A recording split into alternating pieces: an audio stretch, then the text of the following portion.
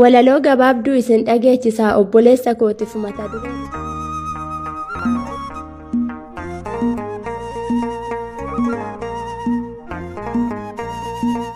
Walaloo gabaabduu isin dhageechisaa obboleessa kootiif mata dureen isaa koodeen beekafanaa lammii saba kiyyaa baay'iseen jaaladhaa obboleessa kiyyaa boruun irra deema ani warra kiyyaa isatu itti hafaa dahoo deesseeti yaa maafan hin jaalanne obboleessa kiyyaa faashinuma dhufee uffanni baranaa ani hin barbaadu huccuu bara kanaa maalan irraa godhaa koodeenuu kafana yaa hicciitii garaa cita onneeti yaa baay'iseen jaaladhaa obboleessa kiyyaa waliinuu dhalannee waliinuu guddannee qoonqadaa uumummaa walirratti kanne kufeefinan cabaa taa'unan gaggabaa obboleessa kootiif namsee kiyyan dhaba silaa dhiiga kiyyaa ilmi aayyooti yaa gaaddisa dahoodha warra miti biyya siistu koonaan jedha obboleessi kiyyaa maalifan dagadhaa dahoo abboo kiyyaa jiruu fooyyeffachuuf kanan biyyaa bahee koodee jaalalli kee bakkaanuuna gahee miseejisi ergee ossaadha namba biyyoo sibira gahee imuu fi waasaabbiin dafiina dhaqqabi weenni muka koree qaba. Walaloo gabaabduu isin dhageechisaa sin jaaladha abboo mata dureen isaa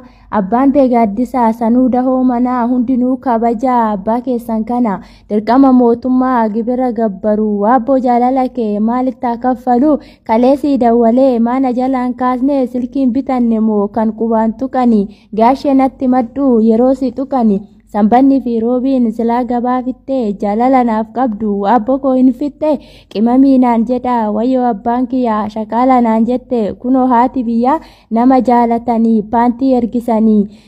dhugaa abbaa ofii wallaayyee seetanii kakoodee yaa hafuu zariin argatanii adaraa baatanii malee hin nyaatanii abboo guddisa koo hin dagaddu ani xaarinna guddise silaa abbaan kiyyaa maalifan dagaddaa seenaa warra kiyyaa bara darbuuf deemu hundinuu qormaata garuu hunda caalaa obsuutu furmaata asii gadi jirti. Walaloo gabaabduu isin dhageechisaa obboleetti kootiif mata dureen isaa yaa daawwitii obsaa yaa icciitiiti yaa eenyumtuu naan gahu hangasiistuuti yaa fakkeessuudhaaf malee hiriyaan sobaadha beenama beekutti koodeenuu dawaadha eenyuun caalchifatiin wayyoo koodee kan kee eenyumtuu siin gahu dhugaa warra kan kee yeroo harkaa qabdu hunduu si jaalataa yeroo harkaa dhabdu maaltu si daawwataa siistuu too yaadadhu imimmaan na qaba maaloo na dhukkubaa dudda koonaaf qaba yeroon biyya jiru baay'ee dogooguma siistuu jaalala kee ta'ee qajaajuma asoosara tiyyaa si yaade koodee too kanumaafaniya